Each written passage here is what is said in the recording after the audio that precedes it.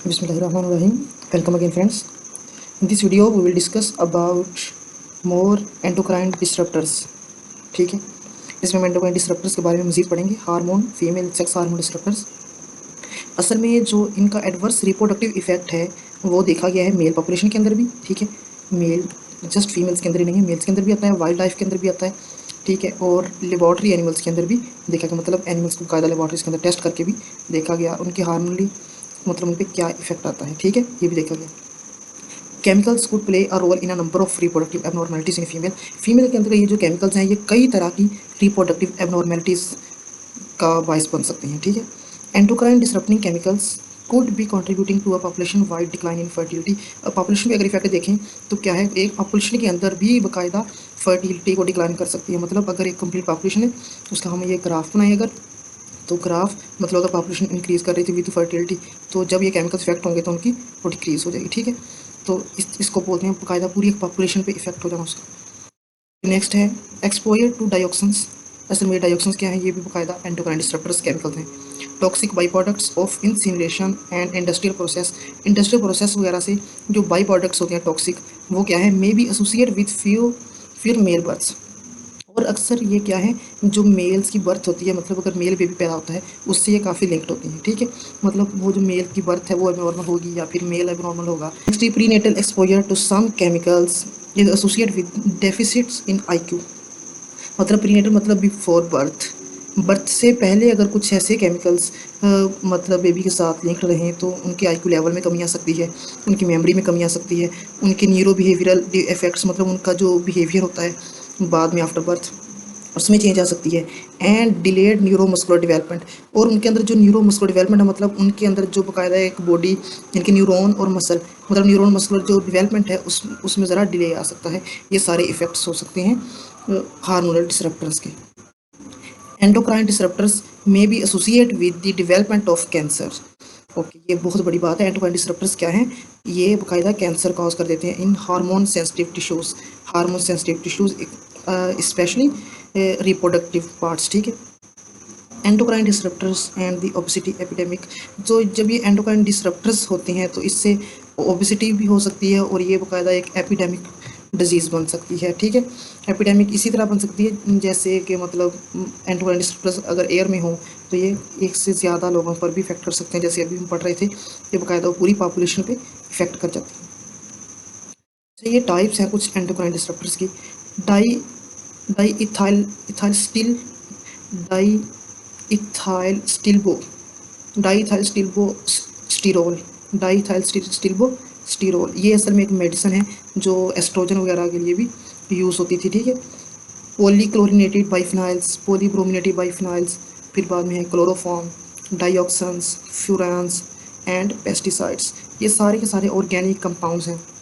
और ये जो सारे ऑर्गेनिक कंपाउंड्स का साइड इफ़ेक्ट क्या है, इनसे क्या क्या होता है, ठीक है, ये सारे हम पढ़ेंगे नेक्स्ट वीडियोज़ के अंदर।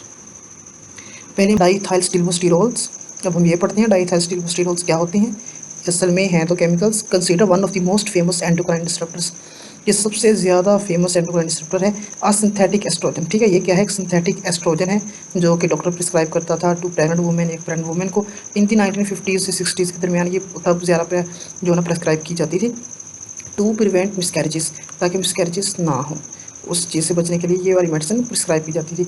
तो उससे होता क्या था, अल्टीमेटली मोर दैन 300 केसेस, तकरीबन 300 से ज़्यादा केसेस आए थे ऑफ CCA। CCA क्या होता है, CCA होता है हमें कहते हैं क्लियर सेल एडिनोकार्सिनोमा। कार्सिनोमा असल में कैंसर होता है। ये CCA मतलब मेडिकल की टर्म में ये है ना, कार्स मतलब कैंसरियस सेल्स को स्टडी करने की एक रिपोर्ट है पूरी।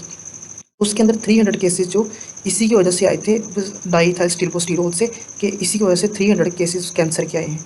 Have been documented in women exposed in utero, यानी कि उनको यूट्रस का कैंसर होता था और वजाइनल कैंसर भी होता था इसी की वजह से। ठीक है, यूट्रस और वजाइनल कैंसर डाईथाइल स्टिल्बोस्टिरोल्स की वजह से होता था। पॉलीक्लोरिनेटेड बाइफिनाइल्स PCBs यूजेस, इनको कहाँ का यूज़ किया जाता है, असल में इनको पेंट्स में यूज़ किया जाता है, लुब्रिकेंट्स में यूज़ किया जाता है। वुड फ्लोर फिनिशेस, मतलब यानी कि जो लकड़ी के फ़र्श होते हैं, लकड़ी के फ़र्श के ऊपर इनको लगाया जाता है। ठीक है, वुड फ्लोर फिनिशेस। बाद में कोटिंग्स ऑफ इलेक्ट्रिक वायर की कोटिंग्स में plastic water and baby bottles इनके अंदर यूज़ किया जाता है। Food and beverage can linings and dental sealants. अच्छा, इसको फूड वगैरह में बेवरेज इंडस्ट्रीज़ के अंदर, और डेंटल सीलेंट्स मतलब जो दांत होते हैं, डेंटल्स क्या करता है, अगर ये दांत है, ठीक है, सपोज ये दांत है, तो लेट मी चेंज कलर। तो डेंटिस्ट क्या करता है, ये जो दांत को फिल करने के लिए यहाँ पर कुछ मटेरियल भर देता है, उसको बोलते हैं डेंटल सीलेंट्स। तो वो मटेरियल किस चीज़ का बनाता है, वो पॉलीकार्बोनेटेड बाइफिनाइल्स का ही बना होता है, ठीक है, जो कि ज़्यादा कॉमन है इसका यूज़, और वो ज़्यादा ख़तरनाक क्योंकि वो डायरेक्ट माउथ में चला गया है, ठीक है। तो इस तरह ये यहाँ यूज़ होते हैं। इसका हैज़ार्डियस इफ़ेक्ट क्या है, मतलब ये जो पॉलीकार्बोनेटेड बाइफिनाइल्स हैं, इनका hazardous effect. The children born to these prenatally अब आपको समझ आ गई होगी कि मतलब before birth. Exposed mothers have the following more than an exposed.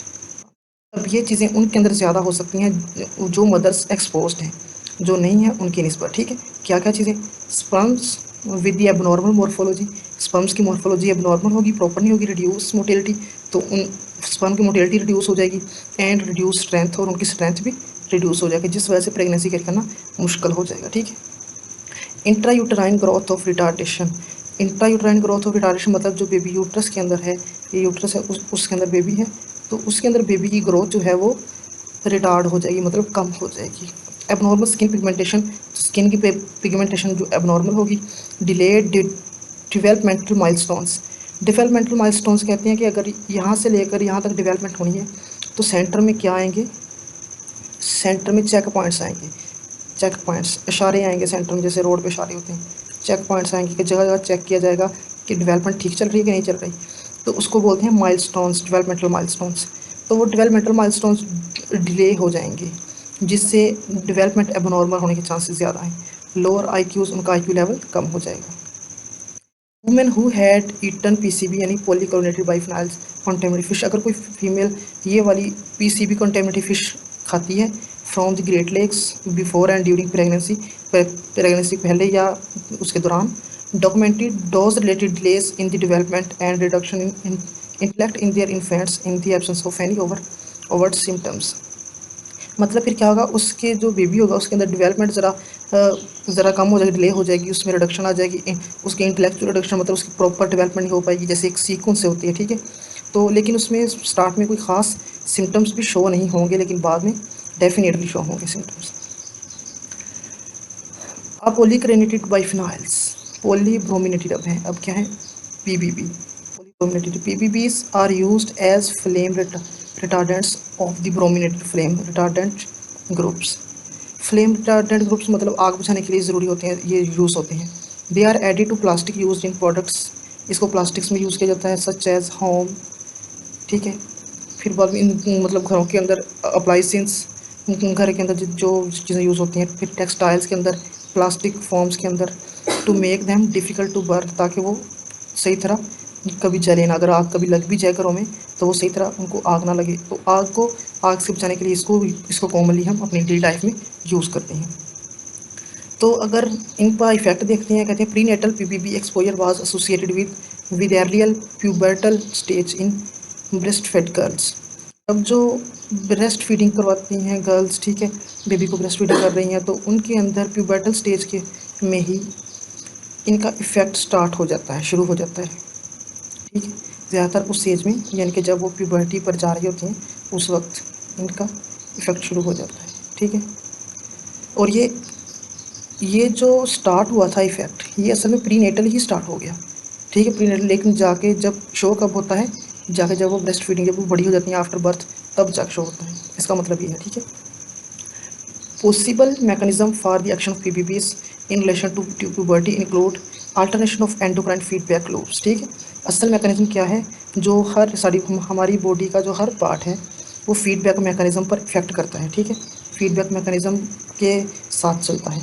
तो ये जो पीबीबी असल में क्या करते हैं, फीडबैक मैकेनिज्म पर इफेक्ट करते हैं, and alternation of circulating hormone level, और बॉडी में जो सर्कुलेटिंग हार्मोन लेवल है वो चेंज हो जाता है। ओके, ये जो फिगर के अंदर देखें ज़रा, इसके अंदर क्या है, यहाँ पर ये जो है लो लेवल इफेक्ट, ये मीडियम का इफेक्ट है, ये हाई इफेक्ट है। यहाँ पर क्या लिखा है, नॉट ब्रेस्ट फीड, और ये ब्रेस्ट फीड है, ठीक है। ये अगर फीमेल इस एज पे है तो यहाँ पर इनका लो इफेक्ट है, मतलब 12.5 ईयर्स। अगर इससे ज़्यादा है, नॉट ब्रेस्ट फीडिंग, ये तकरीबन बन जाती है यहाँ पर, तो इस पर मीडियम इफेक्ट चला जाएगा। और हाई इफेक्ट किस पे होगा, ये जो ब्रेस्ट फीड अगर वो जल्दी कराने लग जाए तो फिर उस पर हाई इफेक्ट होगा, ठीक है। यानी कि अगर वो ब्रेस्ट फीडिंग जितना जल्दी करवाएगी उस पर उतना हाई इफेक्ट होगा, जितना लेट करवाएगी उतना ही फिर लो इफेक्ट होगा। इस ग्राफ का ये है। Okay friends.